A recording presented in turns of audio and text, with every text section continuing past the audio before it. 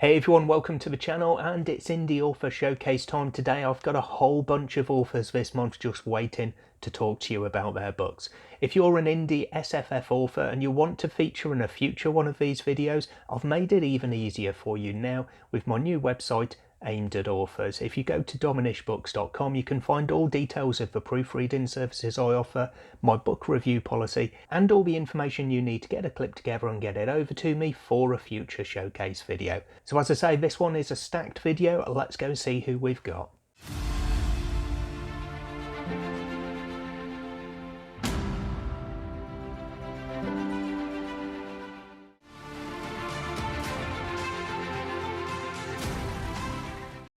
Hi everyone, I'm Shameez Papathanasiou, author of fantasy novel The Last Feather. Thanks Tom for the opportunity to talk about it. Cassia's little sister Kala is dying and no one knows why. Despite her medical training, she's helpless, or at least so she thinks. Cassia remembers working in the hospital one night and being attacked by a man with blue flame eyes. And then she woke up here. But here is not in our world. Here is the Selene realm, a magical realm filled with powerful spells, curses, and monsters. And the strangest thing is that she wakes up to see a familiar face. The face of her best friend who went missing a few years ago, Lucas. And Lucas knows how to save her sister. But he'll need Cassia's help. And she'll need to draw on the power that she didn't know she had. But time is running out. If Cassia can't find Kala's cure before the last feather drops around her necklace, she'll be trapped in the Selene realm forever.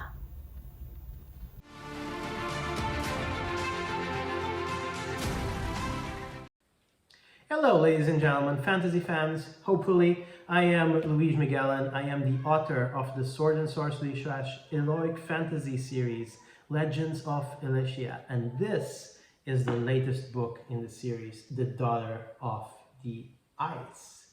So, The Daughter of the Ice is a classic fantasy adventure told in several point of views, right?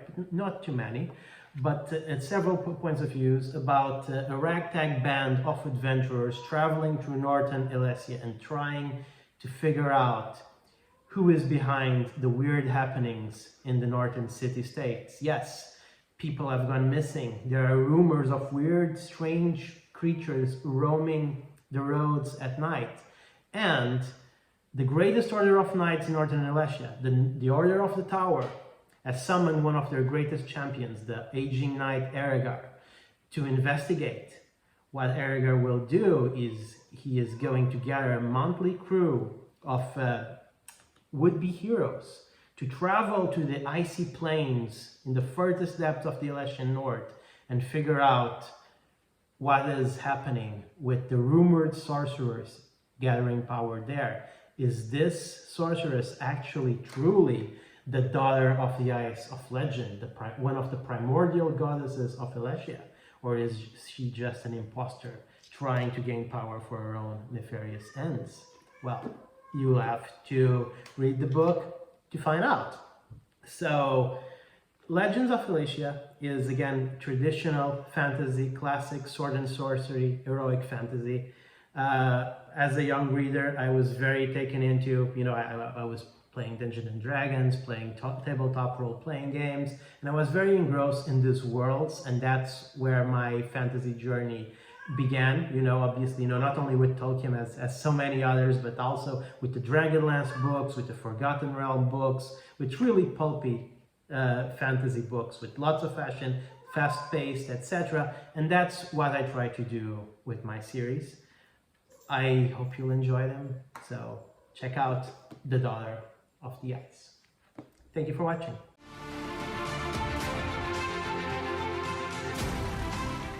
Hello everybody, good to be here. I'm Isaac Anderson, author of The Garden Maze. The Garden Maze is a dark fantasy novel about an aging knight who tries to regain some of his former glory by volunteering to enter a cursed hedge maze.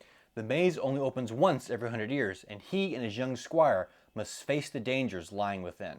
And what waits for them inside is something that neither of them could have ever expected or prepared for. And the experience will leave them forever changed.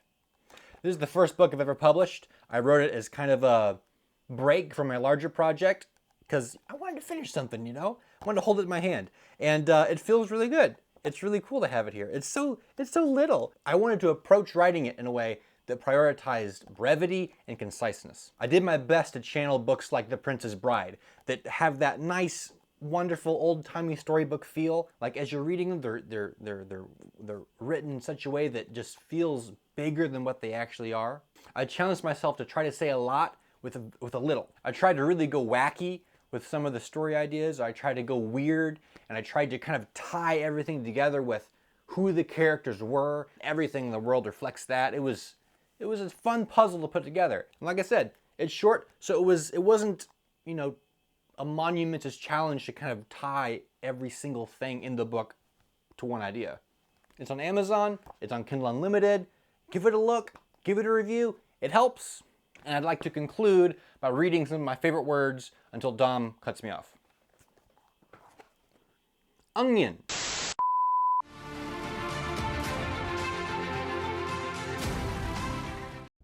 Hello everyone, my name is Jacquelyn Hagen. I'm the author of the Riverfall Chronicles. It is an epic fantasy series set in a fictional world, similar to 19th century Victorian England. The first book in the series is The Wickwire Watch. This book is about a young pickpocket and thief named Inkwell Featherfield, who one day stumbles across this mysterious pocket watch. And it gets him into all kinds of trouble, not least of which is the fact that it brings him to the attention of a host of dark spirits he never knew existed, which obviously throws him into a terrible panic. And throughout the course of his adventures, he also discovers that the only people who can keep him safe from the spirits are a group of fugitives on the run. So he's forced to decide who he can trust, who he can turn to. The book features a host of colorful characters. There is magic, there is politics, there are airships, a ton of juicy secrets waiting to be revealed. I like to describe this book as a cross between Treasure Island, Jane Eyre, and Oliver Twist, with a little bit of magic thrown in. So if that sounds like something you're interested in, this is available everywhere. Books are sold online. There is also a wonderful audiobook narrated by Wayne Farrell, who does a fantastic job. And if you love this one, there is already a second waiting for you. This is The Spider Key. It's the second one in the series. And if you're a real quick reader and get through those, the third one, called The Blue Flames, is coming out July 1st. So that one will be waiting for you when you're done with these. So if this sounds like something you're interested in, I encourage you to check them out. And I am grateful to all of you who do decide to give fantasy authors a chance, particularly indie fantasy authors. And my thanks to Dom as well for letting me reach out to all of you through this video. So thank you very much. I hope you enjoy it.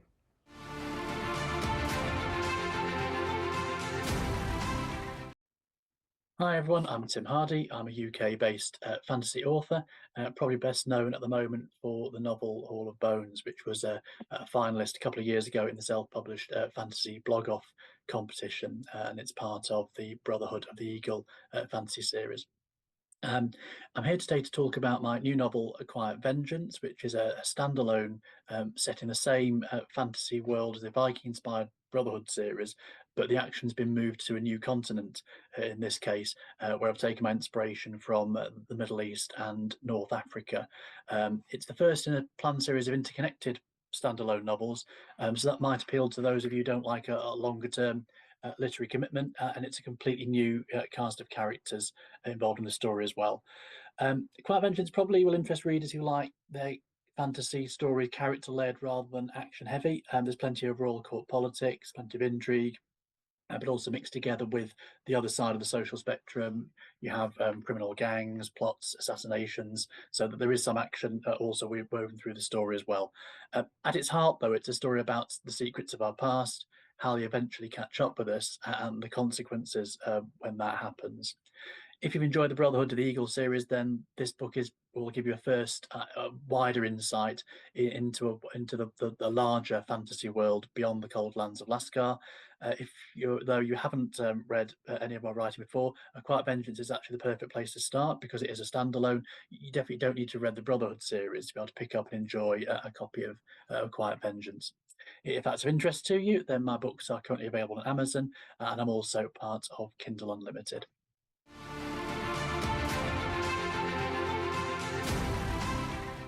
Hello everyone, I'm Stephen Taylor, author of the Witherclaw trilogy, which starts with Candle and Claw, which I'll be talking about today. Candle and Claw is an epic fantasy novel about codependent parents, wizard cops and magical duels, experimental magecraft, and secret coteries of rebel spellbuilders. At its core, Candle and Claw is about a middle-aged man named Giovel, who was an inglorious city guard, a very ordinary guy, until he realizes he has a knack for magecraft and is recruited into the Divine Order of Mages. As a divine mage, his job is to stop witches from using unproven spells and potentially unleashing havoc on the city Giovel calls home. And he really hates this work for two main reasons. First, witches are responsible for Giovel losing his wife a year before the story takes place. So his work every day reminds him of a deep personal loss that he can't erase no matter what he does now. And secondly, as Giovel hunts witches, he realizes that he and the witches he's going after are very much alike. So much of the story's tension centers on a young father who's desperately trying to find a magical cure for his daughter, and Giovel trying to stop him from destroying their home in the process. Candle and Claw is full of hard magic, epic fantasy action. It should appeal to fans of Brent Weeks and Brandon Sanderson. You can get the book in ebook, paperback formats. There's an audiobook version in the works now, and I'll be releasing book 2 of the Witherclaw trilogy, Glyph and Glaive, next year. So thank you for watching. Thank you, Dom, for your enthusiasm for indie work and for letting me share a little bit about Candle and Claw today.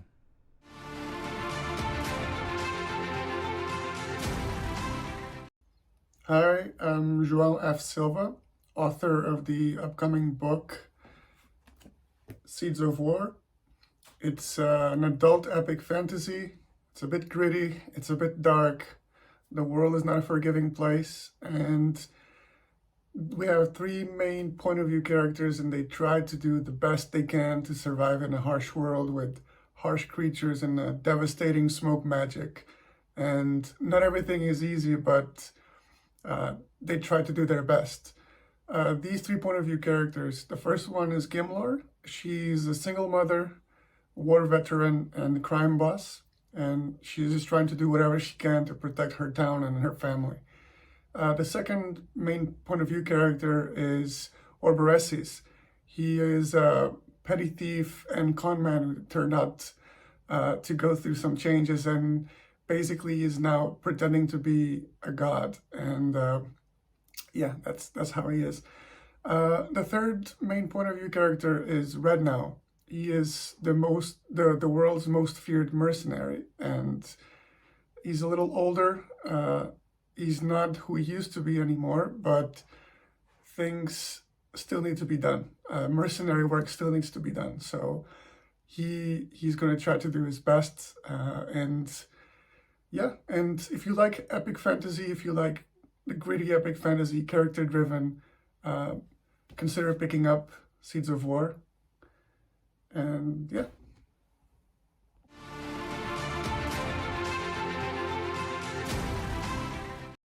Hi everyone, I am AJ Calvin. I am a fantasy author from Colorado, and I write primarily epic fantasy, although I have one book that is an urban fantasy standalone. Most of my stuff is geared towards an adult audience, mostly because there is language, there's some violence, some content that may or may not be suitable for younger readers. Anyway, let's get started on my books. I'll start with the Relics of War trilogy. It is epic fantasy featuring multiple viewpoints, meddling gods, some unique species, and as I've been told quite a few times by reviewers, some very memorable characters. You can see some of the character artwork behind me. That is from this series. The first book is The Moon's Eye. Second book is The Talisman of DeLuca. And the third book is War of the Nameless. For those interested, there is also a companion novella to the trilogy, The Ballad of Alchemy and Steel. It is sort of a prequel, but you don't have to read it ahead of the series. There's a journal mentioned that is written between two characters in War of the Nameless, which the contents of that journal is what the novella has. So for those who are interested, there's that. The next book I want to talk about is Hunted. It is my standalone urban fantasy. It is a story about summoners, demons, a long-standing conflict between two factions, and some sibling rivalry that gets taken kind of to the extreme. A fair chunk of that book is set in Seattle. And finally, I want to talk about my upcoming book, which is the first book in a 4-book fantasy series, also epic fantasy, set in a completely different universe from my other series. So Exile is book 1. It'll be releasing on May 24th. And this series is about 4 brothers. One is half dragon and the last of his kind. The second one bears the mark of the Magi. And the third one is destined to become king. Now the fourth brother, his role doesn't really get mentioned until book 3, so I'm not willing to share exactly what he did. Anyway, thanks for your time, and I hope some of you enjoy my books.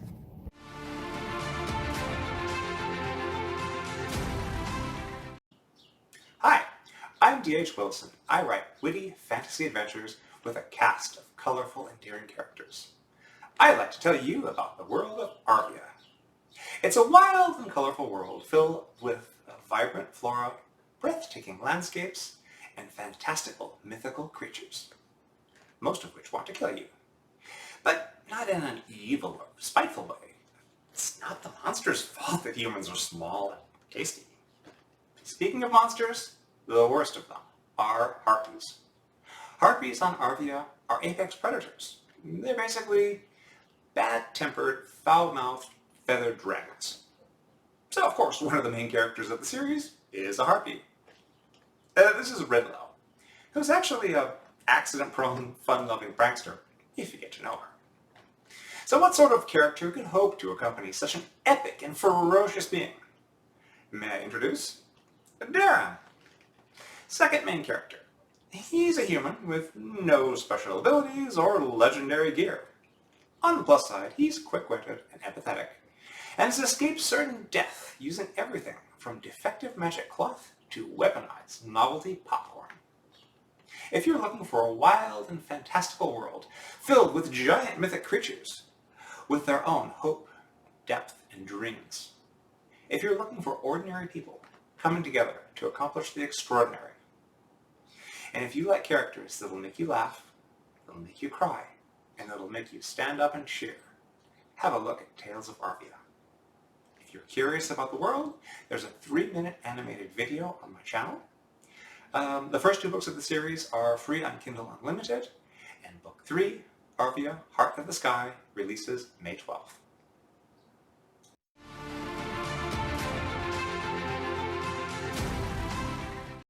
Hello, I'm Gregory Kontaxis and I'm the author of The Return of the Knights. It's the first book in the series The Dance of Light. I am a Greek author living in London. I wrote this story initially in Greek and I published in my country. And then I decided to translate it and publish in English as well. It's my debut novel. It has to do with a medieval world and many characters living in it. The story has many elements of Greek mythology and also medieval politics and of course magic. So it's about a queen that She's about to lose her kingdom from a tyrant, and a boy suddenly appears and tries to help her to save her kingdom and save her people as well.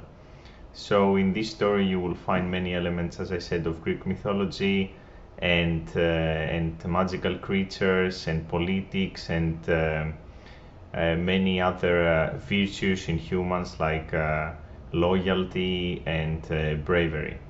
So I really hope you enjoy this novel, and there are another 4 to come because the series will have 5 parts. So I really hope you enjoy it. Thank you.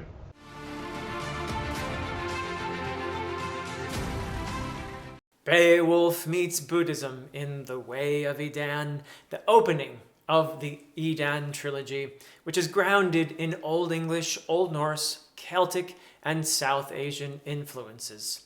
While hearkening back to classical fantasy, it features magic rooted in Hindu and Buddhist philosophy. In the midst of a holy war, a supreme priest believes it is his sacred duty to spread his faith by the sword and by the fang, while a sorceress fights to protect her home and her religion, and a young man caught up in a terrible curse may hold the key to Jormungand's future, if he can survive. With faith and doubt, sorrow and beauty, loss and discovery, and suffering and friendship at its core, The Way of Edan is an epic quest infused with a lament for what must pass.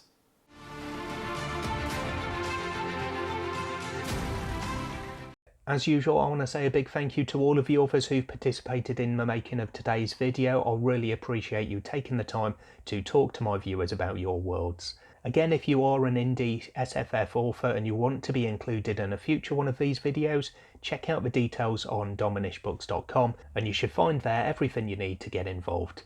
If you want to find out more details about the authors you've seen today, check out the links in the description box below this video. I'll hopefully see you in the next video sometime soon, but until then, as always, take care of yourselves, read some good books. Bye for now.